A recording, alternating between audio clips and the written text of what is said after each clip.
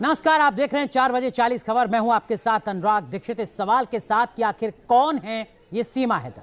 सीमा हैदर जो भारत में सुरक्षा एजेंसियों के लिए पहेली बनी हुई है, जिसकी कहानी पाकिस्तान से शुरू होती है, फिर दुबई के रास्ते नेपाल तक पहुंचती है और फिर हिंदुस्तान में आकर सस्पेंस में बदल जाती है। आज न्यूज नेशन पर हम आपको पाकिस्तान से लेकर नेपाल तक सीमा की सच्चाई की पड़ताल करवाएंगे। खास पैनल हमारे साथ जुड़ेगा, लेकिन उससे पहले एक रिपोर्ट के जरिए आप भी समझिए दरअसल में क्या है पूरा मामला। जिस पाकिस्तान में सब कुछ आर्मी और आईएसआई डिसाइड करती है, उसी पाकिस्तान में सीमा का आईएसआई का नाम तक न सुनना गले से नीचे नहीं उतरता। ऐसे में एटीएस ने अपने सवालों से दूसरी जानकारी भी निकालने की कोशिश की। एटीएस ने सवाल पूछा, सीमा तुम्हारी इंग्लिश बहुत अच्छी है, कब और कहां से सीखी?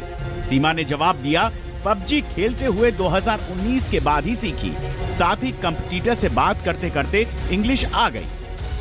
सीमा का पति गुलाम हैदर पहले ही बता चुका है कि सीमा सिंध की रहने वाली है, जहां हिंदी या इंग्लिश नहीं बोली जाती। साथ ही सीमा केवल 5वीं तक पास है। ऐसे में सीमा का शुद्ध हिंदी बोलना और इंग्लिश बोलना बड़ा सवाल है। एटीएस ने सवाल किया, अंग्रेजी की ट्रेनिंग किसने दी?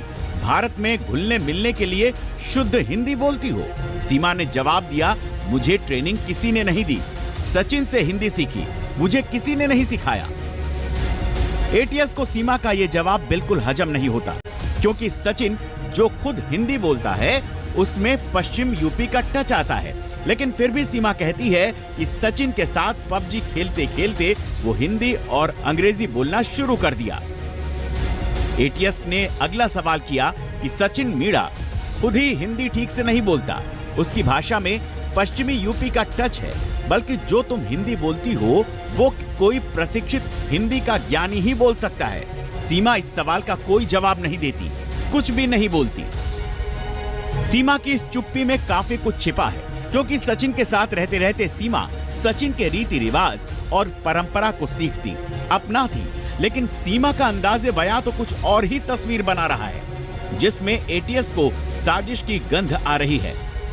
सीमा की बोली के अंदाज को लेकर सीमा का पति गुलाम हैदर बता चुका है कि वो पाकिस्तान के जिस इलाके से आती है वहां हिंदी नहीं बोली जाती।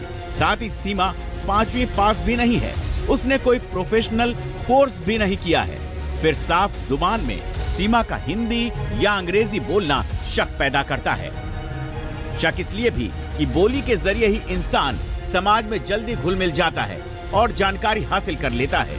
सीमा के इन्हीं इरादों को एटीएस सीमा से बार बार सवाल कर रही है, लेकिन सीमा अपने जवाबों में ही अब उलझती नजर आ रही है। Team news nation.